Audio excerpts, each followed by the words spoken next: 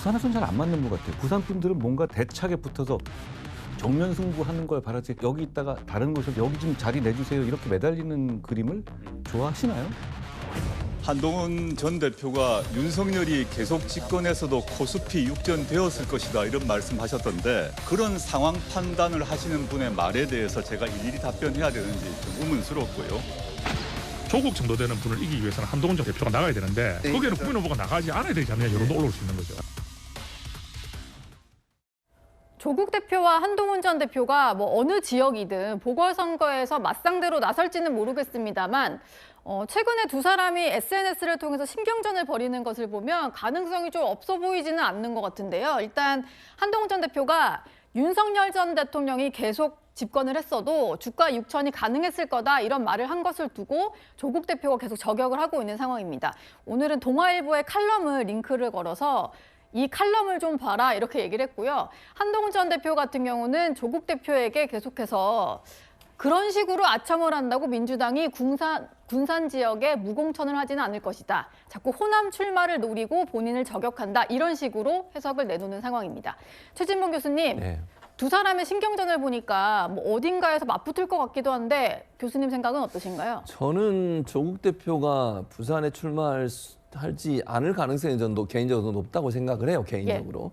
왜냐하면 조국 대표가 부산에 출마해서 당선 가능성이 높은 거냐 이 부분은 조금 저는 의문이 있습니다. 물론 이제 출신이 부산 출신이긴 하지만 여러 가지 상황적으로 봤을 때 민주당 지지자들이 조국 대표를 과연 지지할 것이냐. 왜냐하면 만약에 민주당이 후보를 안 내고 조국 대표가 출마한다고 해서 민주당 분들이 다 할 거냐, 또 민주당에서는 과연 후보를 안 낼 것이냐 이런 여러 가지 고민이 좀 있을 겁니다. 그러니까 지금 상황에서 조국 대표와 그다음에 민주당이 뭐 아직은 민주당이 특별히 어떤 후보가 나오고 있지는 않은 상황이지만 민주당이 함께 할 것이다 하는 부분은 아직은 좀 의문이라고 저는 개인적으로 생각을 하고요. 그래서 이제 군산 얘기가 나오는 겁니다. 아무래도 호남 지역의 조국 혁신당에 대한 지지가 좀 높은 편이에요. 다른 지역보다. 그래서 그런 부분에서 이제 군산을 노리고 있는 게 아닌가 하는 얘기가 나오고 있는 상황인데 사실 뭐 조국 대표 입장에서는 당선을 조금 더 쉽게 하고 싶은 마음이 있다면 군산으로 갈 가능성이 저는 더 높다고 생각해요. 그러니까 한동훈 전 대표가 그러면 뭐 이제 군산을 갈 수는 없잖아요. 그러니까 한동훈 전 대표는 이제 부산이나 대구를 선택해야 되는 건데 가게 되면 출마하게 되면 그러나 이제 제가 개인적으로 생각할 때는 조국 대표와 한동훈 전 대표가 부산에서 같이 경쟁해서 싸울 가능성은 개인적으로 낮다고 생각하고요. 한동훈 전 대표 입장에서는 이제 대구나 부산 중에 어디가 더 유리할지를 보게 될 텐데 대구 저는 뭐 개인적으로는 대구보다 부산이 더 유리하지 않을까 하는 개인적인 생각은 있습니다. 그러니까 물론 이게 민주당의 얘기를 하는 게 아니고 국민의힘 내부에서 말씀을 드리는 거예요. 그러니까 국민의힘 내부에서 공천을 지금 받을 수 없는 상황이고 당 밖에 있기 때문에 만약에 3명이 나와서 싸우게 되면 어부지리가 될 수 있는 상황도 될 수 있잖아요. 그런 점 때문에 한동훈 전 대표 좀 어려운 상황에서 해야 되기 때문에 출마가 쉬울지 이런 부분이 의문이라는 생각도 듭니다.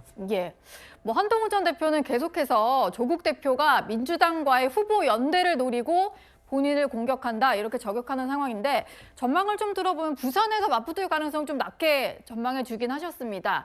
하지만 이제 전재수 의원의 지역구인 부산 북구갑이 보궐선거 지역으로 확정될 경우에 이 지역이 좀 핫한 지역이 되는 건 사실인 것 같은데요. 뭐 한동훈 전 대표 출마가 거론이 되는 상황이고 국민의힘에서는 박민식 전 의원, 뭐 장해찬 부원장도 거론이 되고요. 조국 전 대표라든지 김두관 전 지사도 얘기가 나오는 것 같습니다. 강전혜 대변인님.